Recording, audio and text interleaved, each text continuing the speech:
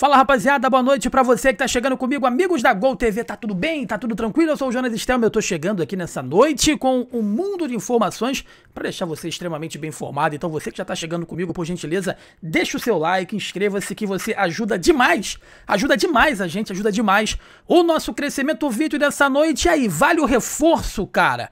Vai começar o mercado de transferências e alguns jogadores já sinalizaram para os seus empresários que querem voltar para o futebol brasileiro.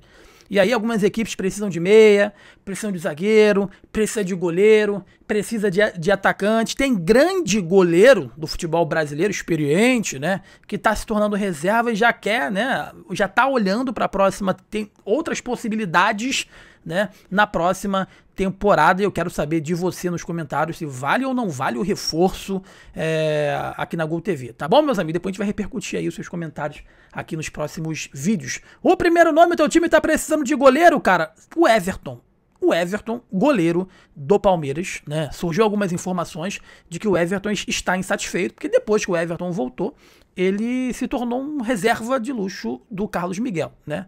E o Abel Ferreira tá deixando a entender que nesse momento o Carlos Miguel é titular, né?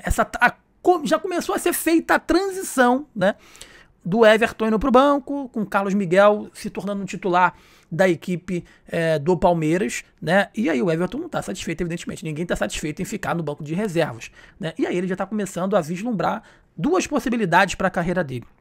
Jogar ano que vem, né, em outra equipe, apesar de ter contrato com o Palmeiras.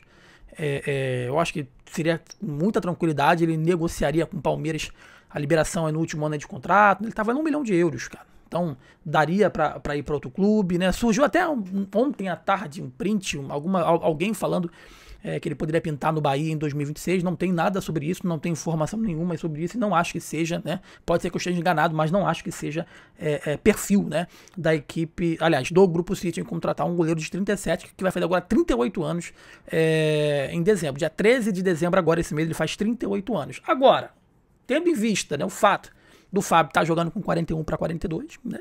Ele é um baita goleiro, né? Experiente. Eu acho que é o típico jogador que falta em muitos clubes.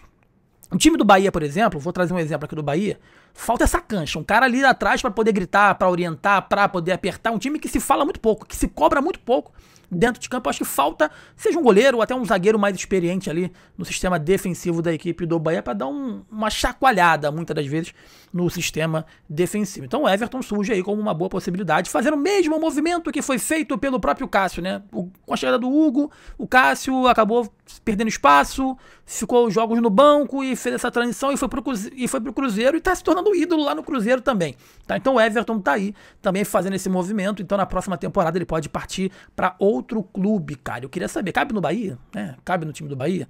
Cabe no Santa Cruz? Eu acho que ele não iria, é muito caro para ir pro Santa Cruz, né? Deve receber um salário que pagaria todo o elenco do Santa Cruz, né? Quais clubes que estão precisando de um bom goleiro, né?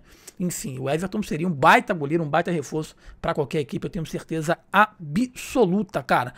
Uma outra situação que eu quero trazer para você é sobre o Marco de César. O Marco de César, gente, por mais que a galera ache que não, né?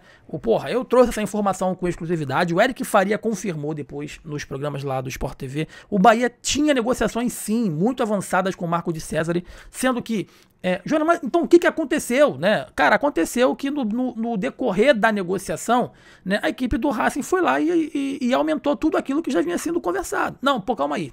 Não quero mais isso não, quero isso aqui, quero essa bonificação aqui.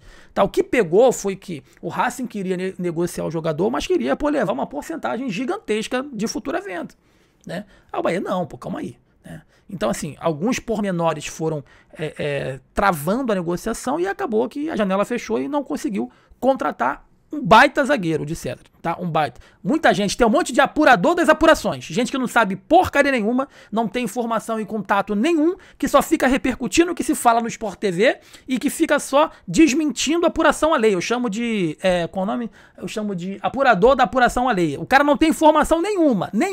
E na Bahia tem um monte de canal assim, o cara não traz nenhuma informação exclusiva, mas quando você traz uma informação, aí ele fala, não procede. Calma aí, irmão. Ele é o youtuber, né? Eu ia até citar um canal aqui, né? Mas enfim, não vou citar não. É o youtuber que só tá ali pra desmentir o outro youtuber e assim ele ganha, ele que não tem o que falar, porque não tem informação, ele faz um conteúdo pra desmentir uma informação que ele nunca teve. É um cara que você nunca vai ver esse tipo de youtuber trazendo alguma informação exclusiva, assim, sabe? Porque ele não tem informação. Então cabe a ele só ficar procurando saber ou especulando se a informação que outros companheiros trazem é verdade ou mentira. É o tal apurador das apurações alheias, eu costumo falar. Mas o de César negociou sim, cara. Porra, o Eric Faria, Sport TV, outros jornalistas, os jornais lá da Argentina trouxeram essa informação, só que por pormenores a negociação acabou não evoluindo e faz parte. Mas seria um baita zagueiro. Tem 23 anos, cara, apenas. 23 anos, Marco de César, ele nasceu em Mendoza, né? Zagueiro, ele é destro, joga pelo lado direito do campo. Aliás, ele joga pelos dois lados, pela direita e também pela esquerda. Ele tem contrato até dezembro de 2027, né? Tá valendo, segundo o Transfer Market, 8 milhões de euros, mas é o típico jogador argentino que o Grupo City contrataria, de 23 anos, jovem, tem muita coisa ainda pra render pro futebol. Enfim, eu acho ele um baita zagueiro, 1,86 m. Eu acho que faria uma dupla espetacular com o Ramos Mingo, tá? Já foi convocado para toda a seleção de base. Enfim, eu vejo com muito bons olhos a contratação desse zagueiro. Tem um outro cara aqui, né, meus amigos, que eu acho ele um baita jogador, mas ele tem um problema que a gente não sabe se vale a pena, né? Que é o Nico de la Cruz.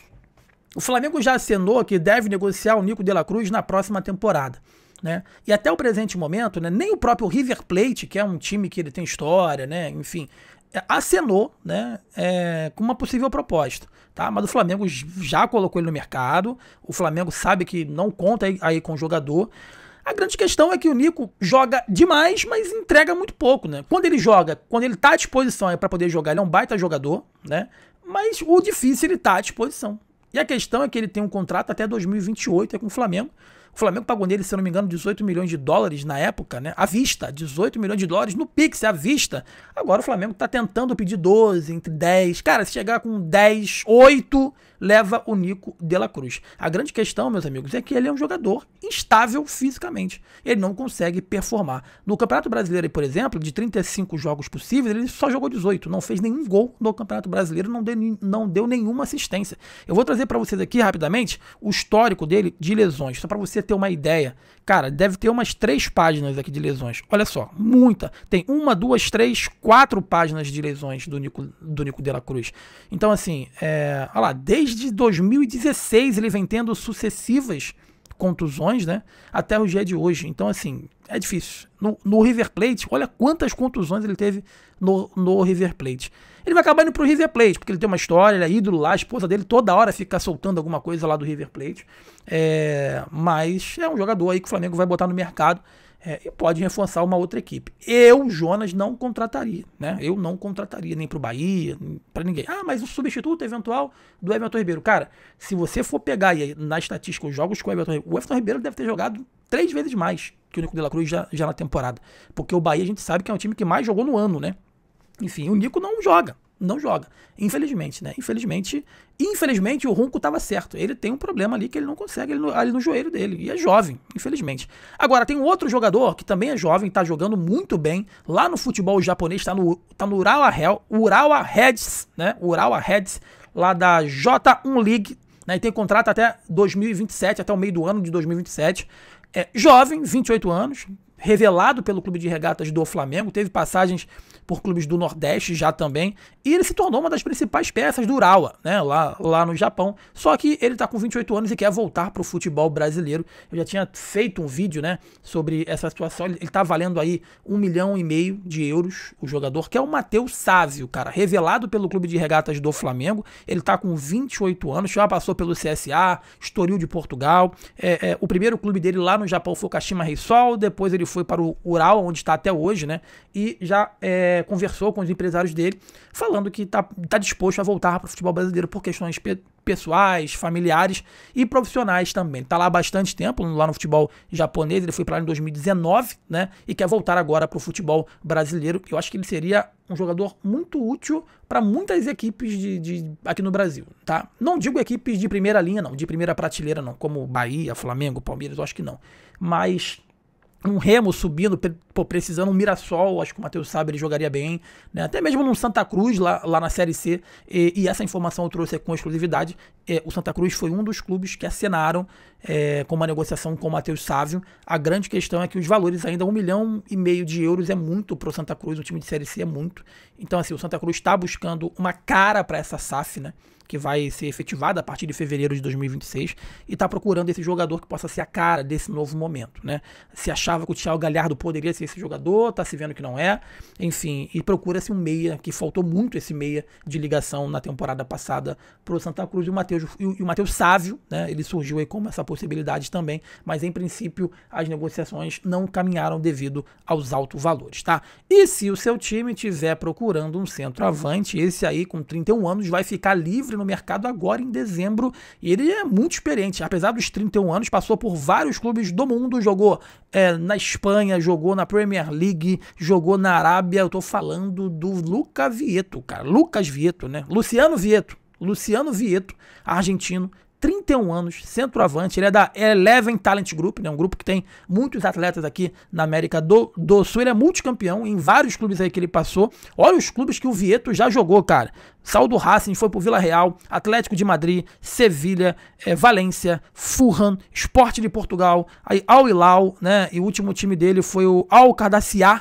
e agora tá no Racing e vai ter o contrato findando agora no final do ano, tá bom? Pelo Racing, de 12 jogos possíveis na Libertadores, ele fez 7 jogos apenas, né? Na Copa Argentina, de 4 possíveis, ele só jogou 1. No torneio Apertura de 2025, ele teve um melhor desempenho. Dos 16 jogos possíveis, foram 10 jogos, 2 gols e 3 assistências. E no Clausura, 7 jogos, 1 gol e 1 assistência. Eu acho que é um atacante que cabe em muitos clubes.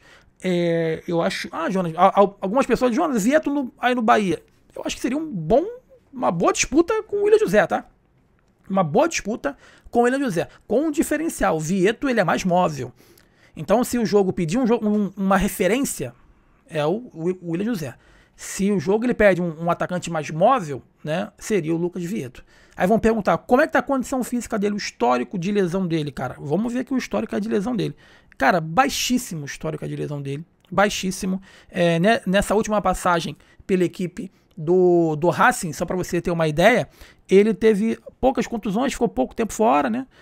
Foram 1, 2, 3, 4, 5 contusões aí nessa volta dele do Racing, né? E contusões que tiraram dele, que perdeu uma partida, 2 partidas, nada de tão grave em relação à contusão aí do Lucas Vieto, que nunca teve um histórico de contusões tão avantajado, não. Vale o reforço, meus amigos. Eu acho que desses jogadores aí, de César e um baita reforço, eu acho que o Lucas Vieto caberia em clubes da Série A do Campeonato Brasileiro. Para quem tá precisando de um goleiro experiente, o Everton. Dentre todos que eu falei, o De La Cruz é o único que eu acho que é muito arriscado, muito arriscado. E o Matheus Sávio, eu acho que caberia para esses clubes emergentes aí, como o próprio o clube de Série A, né, como o Mirassol, agora o Remo. Poderia ser esse meio campo que o Santa Cruz está tanto esperando também.